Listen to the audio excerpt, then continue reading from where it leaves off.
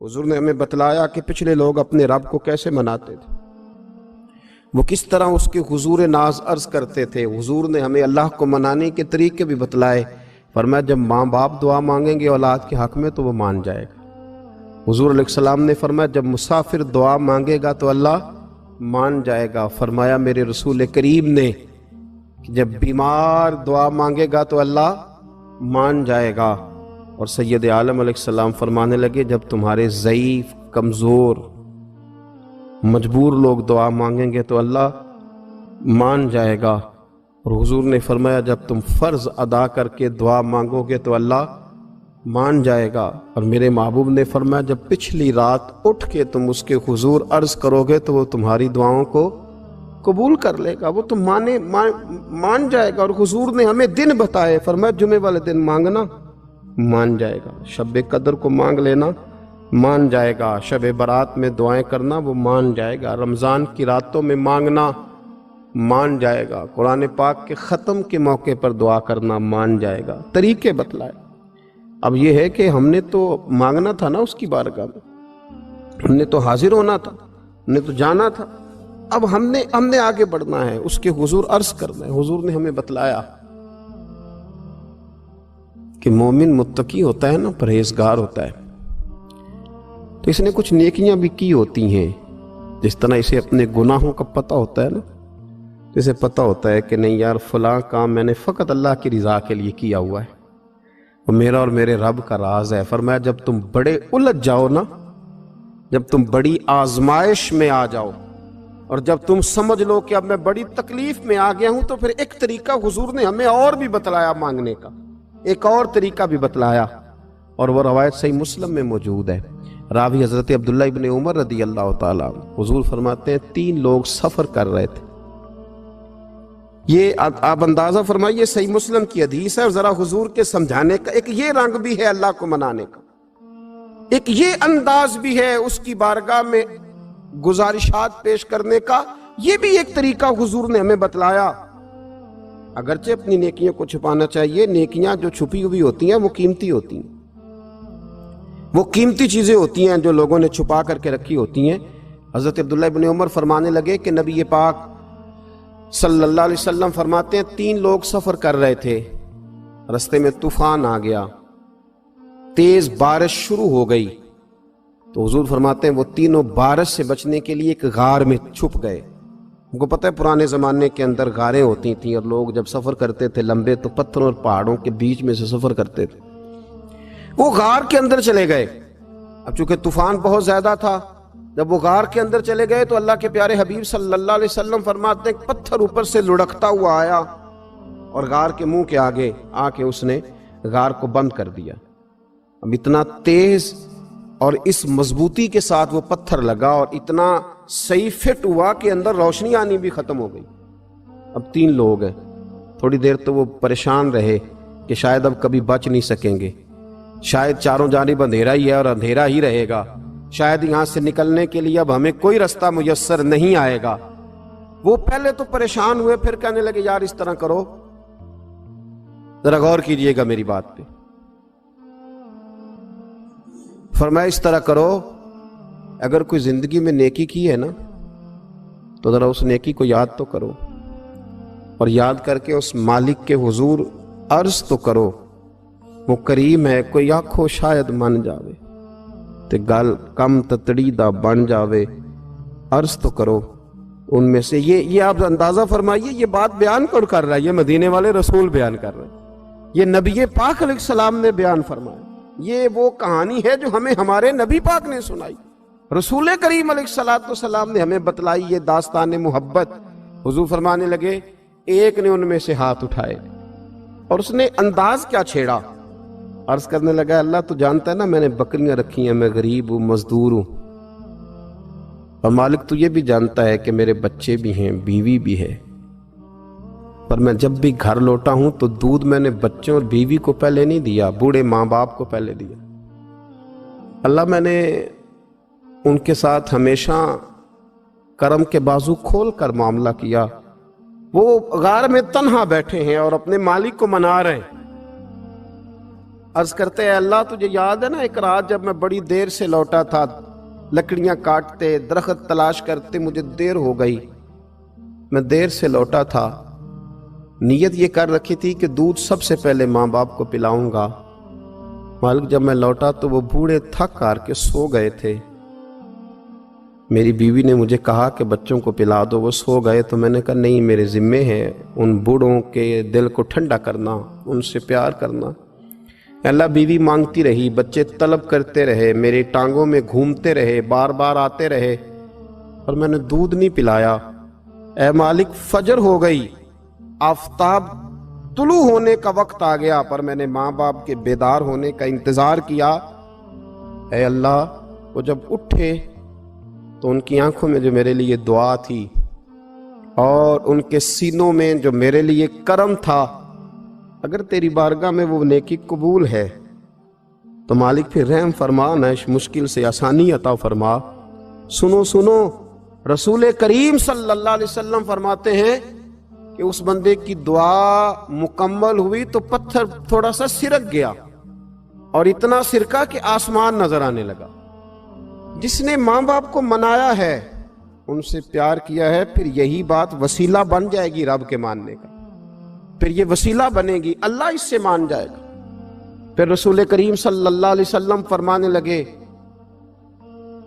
دوسرا بولا اور عرض کرنے لگا کہ اے اللہ، تو جانتا ہے مجھے اپنے چچا کی بیٹی بھانے لگی تھی، میں اس کی طرف رغبت کرنے لگا تھا، اور میں نے جب اس سے جا کے ارادہ کیا کہ میں تیرا طالب ہوں، تو اس نے مجھے کہا کہ پہلے 100 دینار لاؤ بانا، تو اللہ میں نے مشقت کر کے 100 دینار جمع کیے، اور جب میں پوری طرح اس پر حاوی ہو گیا، وہ میرے قبضے میں آ گئی اور گناہ کا میں نے ارادہ کر لیا، تو اس عورت کے منہ سے ایک جملہ نکلا کہ اللہ سے ڈر۔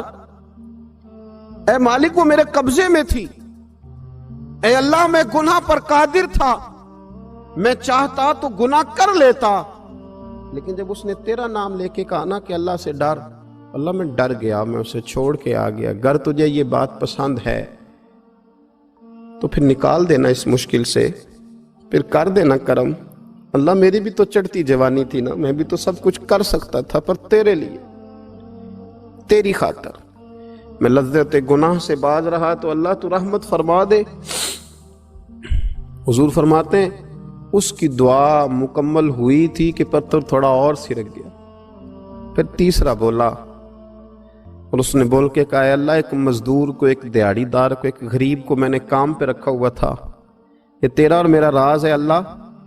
وہ مزدور، وہ دیہڑی دار میرے پاس کام پہ لگا تھا، کچھ چاول میں نے اس کی اجرت مقرر کر دی کہ تو کام مکمل کرے گا تو میں تجھے دوں گا، اور جب اجرت لینے کا وقت آیا تو وہ بگڑ کر ناراض ہو کر چلا گیا، میں اسے ڈھونڈتا رہا، وہ مجھے ملا نہیں، میں نے اس کے چاولوں کی قیمت کاروبار میں انویسٹ کر دی، اس کا تھوڑا سا سرمایہ پر میں نے کھایا نہیں، پھر وہ اس سے میں کاروبار کرتا رہا، اور اتنا کاروبار کیا کہ بہت ساری گائیں اور ان کے چرواہے تیار ہو گئے، وہ سالوں کے بعد لوٹا، میں نے اس غریب کا مال کھایا نہیں بلکہ بڑھایا، محفوظ کر کے رکھا۔ وہ سالوں کے بعد لوٹا اور کہنے لگا میرا مال، تو میں نے کہا وہ ساری گائیں تیری ہیں، وہ چرواہا تیرا ہے، یہ سارا کچھ تیرا ہے۔ تو کہنے لگا تو مجھ سے مذاق کرتا ہے، میں غریب کہاں اور گاؤں اتنی بڑی گائیں کہاں، تو مذاق کرتا ہے؟ تو میں نے کہا مذاق نہیں، میں نے اپنے رب سے ڈر کے تیرے مال کی حفاظت کی، یہ تیرا ہے۔ اے اللہ، میں کھا بھی تو سکتا تھا نا، پر تجھ سے ڈر کر میں نے وہ سارا محفوظ رکھا۔ اللہ اگر تجھے میری یہ ادا پسند ہے تو پھر آج مان جانا، آج راضی ہو جا۔ اللہ کے رسول فرماتے ہیں اس کی دعا مکمل ہوئی تھی کہ پتھر لڑکا اور ان کے لیے رستہ بن گیا، وہ باہر آ گئے۔ تو حضور نے ہمیں بتلایا کہ وہ تمہاری نیکیاں جو چھپی ہوئی ہیں، وہ تمہاری نیکیاں جو تم نے خالص اللہ کی رضا کے لیے کی ہیں، ان نیکیوں، ان اعمال کا وسیلہ بھی تمہارے رب کے ماننے کا ذریعہ بن جائے گا۔ اس کو منایا جائے، اس کی حضور حاضری دی جائے، اس سے بخشش کا سوال کیا جائے، اس کی بارگاہ میں یہ گزارش کی جائے کہ اللہ غریبوں، مجبوروں، کمزوروں اور ان لوگوں کے صدقے جو اللہ رستہ دیکھ رہے ہیں کہ رستہ کب کھلے گا، جو تیری بارگاہ کرم کے سوالی ہیں، ان کے صدقے تو رحم فرما، تو کرم فرما۔ تو میرے عزیز، ایک اور بات جو اللہ کو منانے کے لیے ہمیں ہمارے پیارے رسول صلی اللہ تعالی علیہ وسلم نے بتلائی کہ جب انسان بہت زیادہ عاجزی کرتا ہے نا، بہت زیادہ عاجزی، تو پھر بھی اللہ مان جاتا ہے۔ جب وہ اس کے حضور بہت عجز کا اظہار کرتا ہے، بہت زیادہ عجز کا اظہار کرتا ہے، وہ ڈر جاتا ہے اس سے۔ وَلِمَنْ خَافَ مَقَامَ رَبِّهِ جَنَّتَانِ، فرمایا جو میرے سامنے کھڑے ہونے سے ڈرے گا میں اسے 2 جنتیں عطا کروں۔ حضرت بابا فرید الدین مسعود گنج شکر بابا صاحب رحمۃ اللہ علیہ فرماتے ہیں کہ ایک نیک نوجوان تھا، دن کو روزہ رکھتا، رات کو نماز پڑھتا، پر اللہ سے ڈرتا پھر بھی بہت ہی زیادہ تھا، بڑا ہی ڈرتا تھا۔ موت کا وقت آیا تو ماں ہی تھی بس اس کی، تو ماں سے کہنے لگا اماں تو میری ماں ہے، میرے ساتھ 3 وعدے تو کر۔ اس نے کہا پتر تو بتا، آخری ہجکی لے رہا ہے اور اس غریبنی ماں سے تو وعدہ لے رہا ہے، بتا کیا وعدہ ہے؟ تو عرض کرنے لگا اماں جب میں مر جاؤں نا تو میرے گلے میں رسی ڈال کے تو مجھے گھمانا گھر کے صحن میں، اور لوگوں کو کہنا جو رب کی نافرمانی کرے اس کا یہی حال ہوتا ہے۔ یہ اعلان کرنا جو اللہ کے نافرمان ہوں ان کا یہی اشر کیا جانا چاہیے۔ اور اماں پھر دوسرا وعدہ کر، میرا رات کو جنازہ اٹھایا جائے، میں نہیں چاہتا کہ کسی کے منہ سے یہ لفظ نکل جائیں کہ وہ دیکھو اللہ کا نافرمان جا رہا ہے، رات کو میرا جنازہ اٹھانا۔ اور اماں تیسرا میرے ساتھ وعدہ کر کہ لوگ مجھے دفن کر کے آ جائیں گے تو میری قبر پہ چلی جائے گی، عمل میرے پاس کوئی نہیں، پر مجھے لگتا ہے ماں کے قدموں کی برکت سے عرش کا مالک بھی رحم فرمائے گا۔ اماں تو وعدہ کر کہ میرے ساتھ وعدہ کر۔ بابا صاحب رحمت اللہ علیہ فرمانے لگے کہ ماں، بوڑھی ماں نے وعدہ کر لیا، کہا بیٹے ٹھیک ہے، اگر تیری یہی ضد ہے تو میں تیار ہوں۔ پھر اس نے کلمہ شہادت پڑھا، اس نوجوان کی روح پرواز کر گئی۔ بوڑھی ماں نے رسی منگائی تو وَلِمَنْ خَافَ مَقَامَ رَبِّهِ جَنَّتَانِ، جو ڈر جائے، اس نے تو کہا تھا نا کہ رسی ڈال کے گھمانا اور کہنا یہ اللہ کا نافرمان ہے، اس کا یہی اشر ہونا چاہیے تھا۔ لیکن جب ماں گلے میں رسی ڈالنے لگی تو گھر کے ہر کونے سے آواز آنے لگی، خبردار یہ رب کا دوست ہے، اللہ کے دوستوں کے ساتھ اس طرح کا معاملہ نہ کیا جائے، اسے چھوڑ دیا جائے۔ اور کہا تمہیں کچھ بھی اور کرنے کی ضرورت نہیں ہے، یہ تو رب کا دوست ہے اور رب کی بارگاہ میں حاضر ہو گیا۔ کچھ کوئی بندہ کہے گا کہ یہ تو ایک بابا فرید کا سنایا ہوا واقعہ ہے، سنیے، بخاری میں حدیث ہے، نبی پاک صلی اللہ علیہ وسلم نے فرمایا، حضرت ابو ہریرہ رضی اللہ تعالیٰ عنہ راوی ہیں، حضور فرماتے ایک شخص مرنے لگا تو اپنے بچوں سے کہنے لگا کہ میں جب مر جاؤں تو مجھے جلا دینا، اور پھر میرے جلے ہوئے وجود کو پیس دینا، پھر مجھے ہوا میں اڑا دینا۔